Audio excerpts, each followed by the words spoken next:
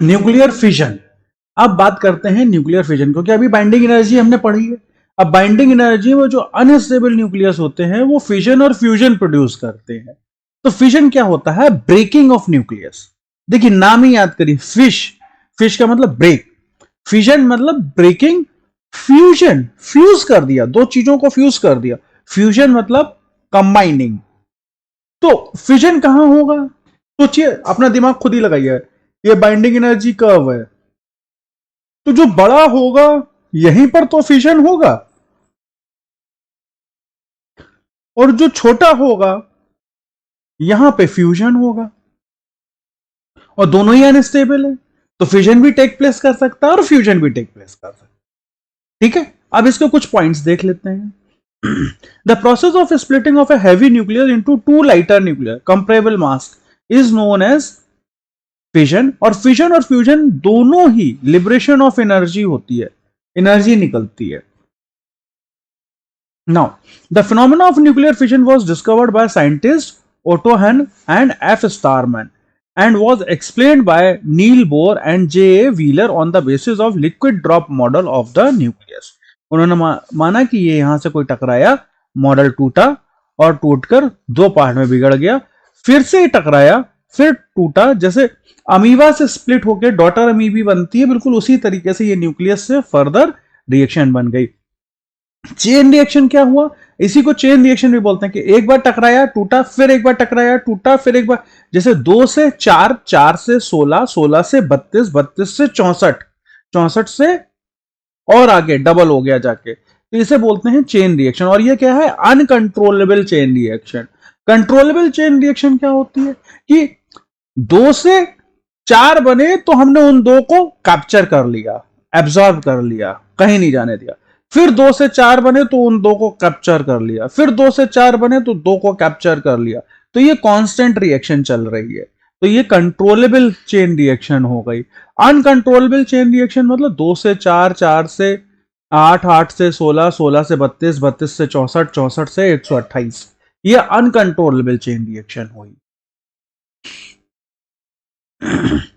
The energy release in uranium-235 fusion is 200 megavolt energy. Always remember, अगर आप इस तरीके से पॉइंट्स में फिजन लिखेंगे ना, डेफिनेटली एग्जामिनर आपसे इंप्रेस हो जाएगा। और ये सारी वैल्यूज, और 0.8 मेगावोल्ट पर न्यूक्लियन, ये क्या है? पर न्यूक्लियन, और ये total energy. The fission of 92U35 on an average 2.5 neutrons are liberated. एक बार ब्रेक पे 2.5 neutron on an average liberated, means 2.5 तो अब हो नहीं सकता, या तो 3 होंगे या 2 होंगे। These neutrons are fast neutrons and their energy is about 2 mega electron volt for each. These fast neutrons can escape from reaction, so as proceed the chain reaction they need to slow down. क्या अब वो इधर उधर भाग सकते हैं? तो उनको आगे चेन रिएक्शन में कंटिन्यू करने के लिए उनकी स्पीड कम करनी पड़ेगी। स्पीड कैसे कम करेंगे वो देखते हैं। Fission U35 occurs by slow neutrons only of energy 1 electron volt or even thermal neutrons of energy this much electron volt. जिनका एनर्जी कम होगा सिर्फ उन्हीं से चेन रिएक्शन प्रोसेस हो सकती है, वरना दूसरों से नहीं, दूसरे तो भाग जाएंगे, एस्केप कर जाएंगे। 50 kg of U35 fission releases 4 into 10 to the power 15 joule of energy. This is equivalent to 20,000 tons of TNT. Trinitrotoluene, 20,000 ton TNT का एक्सप्लोजन कर दिया जाए, उतना 50 किलो यूरेनियम काफी है। आप सोच सकते हैं कितना बड़ा एक्सप्लोजन होगा। The nuclear bomb dropped at Hiroshima had this much of explosive power.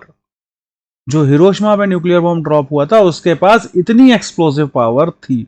अब सोचिए क्या हाल हुआ होगा वहां पर। The mass of compound nucleus must be greater than the sum of the mass of the fission product. ये तो केमिस्ट्री का कॉन्सेप्ट है कि जो मास है वो कैसा होना चाहिए? कंपाउंड न्यूक्लियस का बड़ा होना चाहिए उससे। नाउ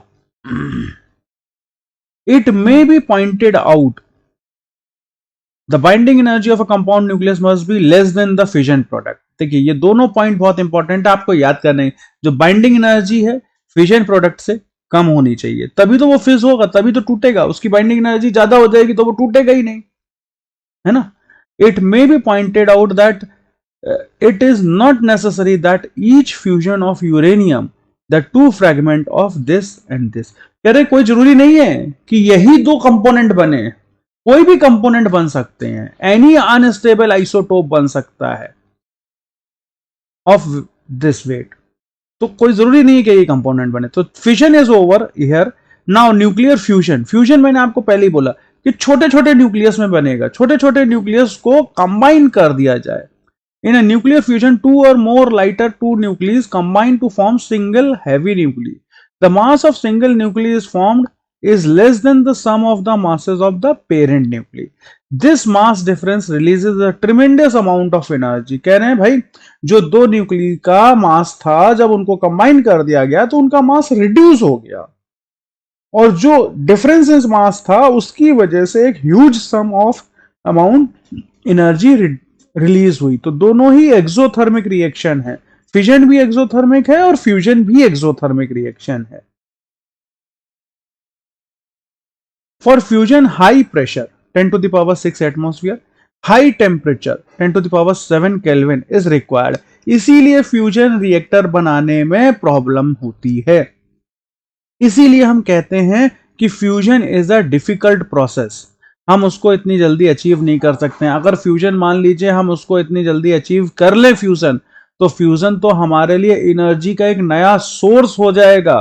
सिर्फ एक गिलास पानी से हम इतनी एनर्जी प्रोड्यूस कर सकते हैं अगर हाइड्रोजन निकाल लें उसमें से, कि उससे हम कई सालों तक इलेक्ट्रिसिटी यूज कर सकते हैं। तो फ्यूजन जो है हमारे लिए बहुत बड़ा सोर्स है, फिजन से भी बड़ा सोर्स है। लेकिन फ्यूजन में सबसे बड़ी प्रॉब्लम यह है कि फ्यूजन का आर्क रिएक्टर बनाना सबसे बड़ी प्रॉब्लम है, because of high pressure and high temperature.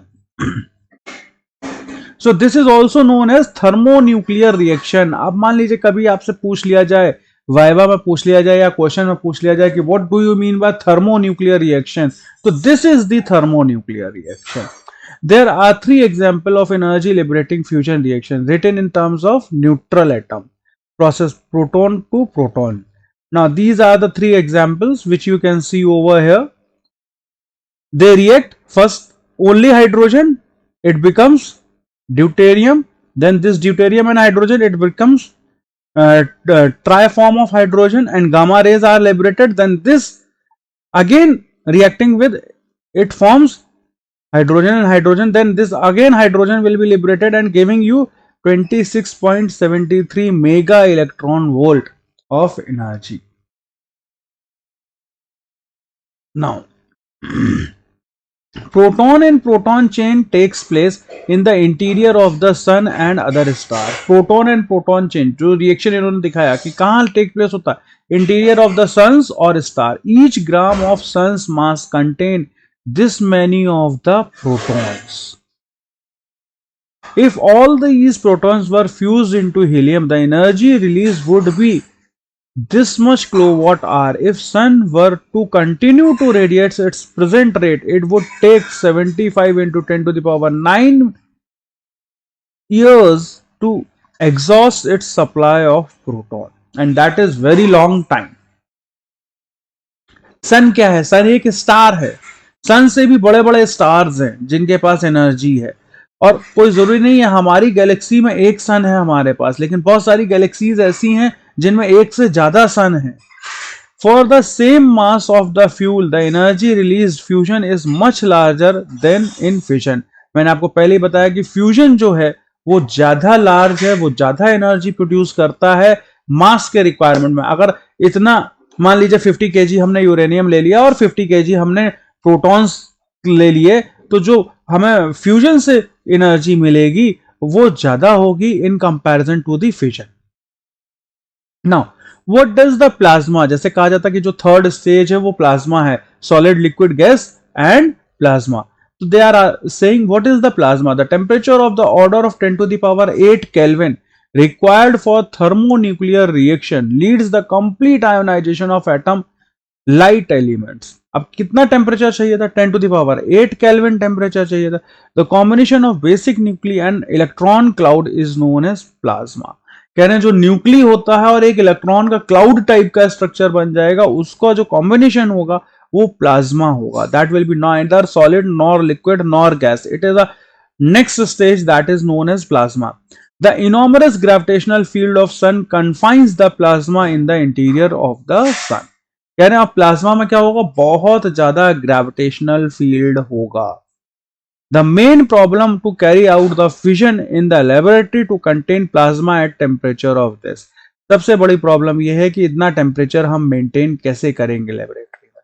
No solid container can tolerate this much of the temperature. If this problem of containing plasma is solved, then the large quantity of deuterium is present in the seawater, which will be able to serve as exhaustible source of the energy. Inexhaustible means हम कभी भी energy से खत्म ही नहीं होगा. जितना fuel का अभी है ना कि भाई पेट्रोलियम कम यूज करो, फ्यूल लाइट सेव करो, ये है वो है. अगर कोई भी आप लोगों में से ऐसा साइंटिस्ट बन जाता है जो 10 to the power 8 केल्विन को लेबोरेटरी में मेंटेन कर देता है और फ्यूजन रिएक्टर बना लेता है, तो ये मान के चलिए कि हमें एनर्जी की किल्लत हमेशा हमेशा के लिए खत्म, लाइफ टाइम के लिए खत्म हो जाएगा. अब एटम बॉम्ब और हाइड्रोजन बम में डिफरेंस देख लेते. Atom bomb. What is atom bomb? Based on the fission process of uranium. Hydrogen bomb based on the fusion process, mixture of deuteron and tritium is used. अच्छा, ये ट्राइट्रियम जो है ना वो मून पे बहुत है, बहुत ज्यादा है, लार्ज अमाउंट में. In this critical size, it's important. There is no limit of critical size. एक particular size के ऊपर act करता है. Explosion is possible at normal temperature and pressure. High temperature and pressure is required for the explosion.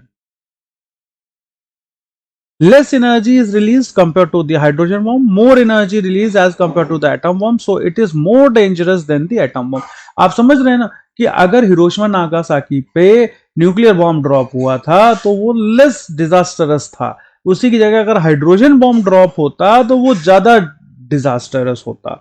So this is the difference between nuclear fission and nuclear fusion. Try to write the questions in the bullet forms, not in a paragraph forms.